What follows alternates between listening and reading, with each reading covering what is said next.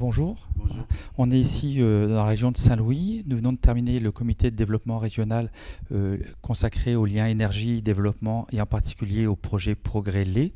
Est-ce que vous pourriez nous dire quel est le rôle de la région Saint-Louis dans le cadre de ce projet et d'une manière générale votre analyse que vous faites des enjeux portés par ce projet Progrès Lait? Très bien, comme vous venez de le dire, nous venons de finir une importante rencontre aujourd'hui consacrée au Progrès Lait. Le Progrès Lait qui est un programme régional, chaîne de valeur lait et énergie solaire, donc, qui intervient dans 3 régions du Sénégal, dont la nôtre, et qui est localisée principalement dans les départements de Dagana et de Podor. Alors, il s'agit, dans le cadre de ce projet, de mettre en place des plateformes pour produire de l'énergie propre, destinées un peu aux populations locales, pour leur permettre de pouvoir collecter et de conserver le lait produit dans les meilleures conditions. Alors, c'est dire que c'est un projet d'une grande importance dans la région, dans la mesure où il permet, entre autres possibilités, d'éclairer les villages concernés, mais également d'intervenir dans les différents projets de développement. Donc aujourd'hui, nous nous réjouissons de son implantation dans notre région, surtout dans la partie Djeri. La partie Djeri, c'est un peu cette localité comprise qui est à cheval sur les départements de Dagana et de Podor, qui a un fort potentiel en matière agro-pastorale, ce qui fait un peu la pertinence de ce projet. Donc, qui nous règle à la fois une question d'accès à l'énergie, mais qui nous règle également cette question de l'emploi et d'activités génératrices de revenus au niveau de la région. C'est donc dire que c'est un important programme qui vient à son heure pour nous aider à prendre en charge les questions d'insécurité alimentaire, quoi.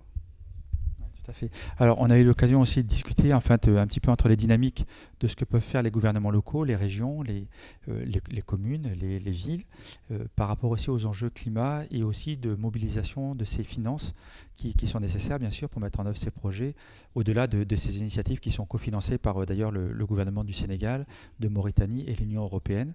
Et là, quel est votre ressenti aussi par rapport à cette importance de mieux prendre en compte les enjeux climat dans le montage de projets et dans la mise en œuvre par les gouvernements sous-nationaux, les gouvernements locaux? C'est très pertinent parce que nous vivons de plein fouet les changements climatiques, je devrais dire, avec un impact certain sur notre économie, ce qui fait que nous devons nous adapter.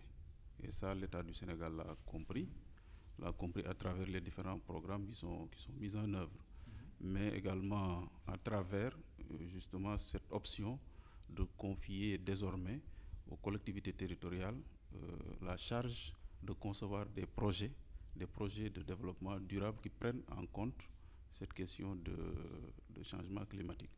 Et c'est tout heureux que ce matin, nous avons échangé sur cette problématique du financement des projets, et les collectivités territoriales ont été invitées justement à concevoir des projets allant dans le sens de bénéficier justement de ces financements verts. Donc, globalement, moi, ce que je retiens, c'est que les possibilités sont là. L'État nous a montré la voie à suivre. Maintenant, il nous appartient à nous autres acteurs territoriaux, de nous organiser et de prendre des initiatives allant dans le sens de monter des projets qui tiennent compte justement de ce nouveau phénomène de changement climatique. Tout à fait, merci. Et effectivement, peut-être une petite remarque pour avoir votre point de vue, parce que vous êtes évidemment le relais de l'État ici, sur le territoire. C'est vous qui êtes le chef d'orchestre de toutes ces forces vives. Et ce qui est intéressant dans le cadre du projet Progrès Lait, dans lequel nous-mêmes on est partenaires, c'est de voir que finalement il y a un multi-acteur qui fonctionne. Il y a quasiment tous les ministères qui sont de près ou de loin impliqués. Alors évidemment, bien sûr, le lait et la production animale en priorité, mais pas que. Il y a l'énergie, il y a l'Agence sénégalaise d'électrification rurale, il y a vous-même, il y a les communes. Donc ce qui est intéressant, c'est justement ce multi-acteur.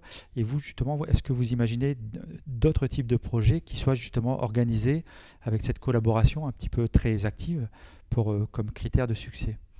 Bon, je crois que ce qui fait la force de ce projet, c'est justement cette multisectorialité, ce partage qu'on a noté à travers les différents acteurs qui sont impliqués. Vous l'avez dit vous-même, il y a le secteur de l'élevage, il y a le secteur de l'énergie, mais il y a d'autres secteurs derrière qui interviennent dans le cadre de ce projet, ce qui fait sa pertinence.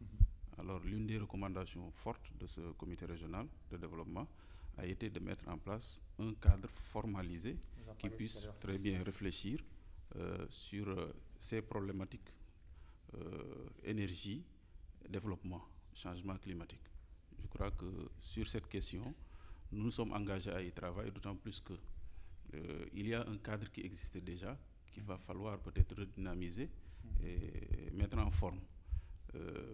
D'autres projets pourront peut-être s'inspirer de ça. Je l'ai dit dans mon propos. Dans le secteur de l'hydraulique, par exemple, nous l'avons réussi. Pourquoi pas dans ce secteur? Donc, moi, je pense qu'on pourra y réussir à relever le défi si chacun de nous s'engage. Et le CRD a été un moment fort pour les différents acteurs d'être imprégnés de la question et de pouvoir savoir que il suffit de créer cette dynamique communautaire pour pouvoir réussir ensemble. Et nous allons nous y atteler. Écoutez, c'est une très bonne lecture de la dynamique à mettre en place. Et on vous remercie. Puis continuez évidemment à soutenir cette dynamique-là et à faire en sorte qu'elle soit concrète et qu'elle se décline sur tout votre territoire. Nous le ferons avec beaucoup de plaisir parce que c'est notre rôle d'animer le développement de la région, quels qu'en soient les porteurs, qu'il s'agisse des acteurs publics comme privés. Donc notre mission, en tant que gouverneur de région, je parle au nom du gouverneur évidemment, c'est de faire en sorte que le développement soit équilibré, soit harmonieux. Et pour ça, il va falloir mettre tous les acteurs autour d'une table, discuter des enjeux de l'heure, essayer d'identifier notre potentiel et de le mettre ensemble en valeur. Et ça, nous l'avons compris, nous y travaillons. Écoutez, merci beaucoup et bonne continuation. Merci. On sera ensemble. Merci.